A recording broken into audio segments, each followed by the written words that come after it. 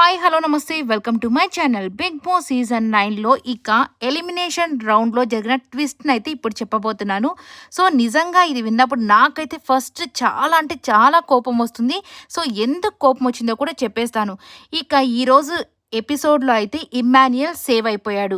Okay, మంచిది, సూపర్గా అనిపించింది. ఎందుకంటే ఇప్పటి వరకు తను భయపడుతూ ఉన్నట్టు కాకుండా మంచి ఓటింగ్ పడి తనైతే ఫస్ట్ సేవ్ అయిపోయాడు.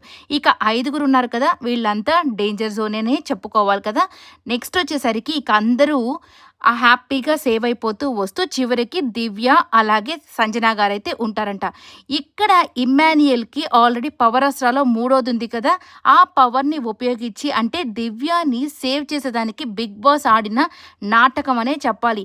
సో మనకందరికీ తెలుసు లీస్ట్లో ఉండేది దివ్యాని, సంజన గారు కాదు. కాకపోతే ఇక్కడ ఆ అస్త్రాన్ని ఉపయోగించి ఇక్కడ సంజన గారిని సేవ్ చేశాడంటే ఇమ్మాన్యుయల్. దాని తర్వాత ఎవరు నో ఎలిమినేషన్ అని చెప్పారంట. నాకెందుకు కోపం వచ్చిందంటే ప్రతిసారి సంజన గారిని నోరుని నొక్కేస్తున్నారు. ఈ యొక్క త్యాగాలు చేపించి ఆమె ఎవరితో ఏమి మాట్లాడలేకపోతుంది, ఆమె కంటెంట్ ఇవ్వలేకపోతుంది.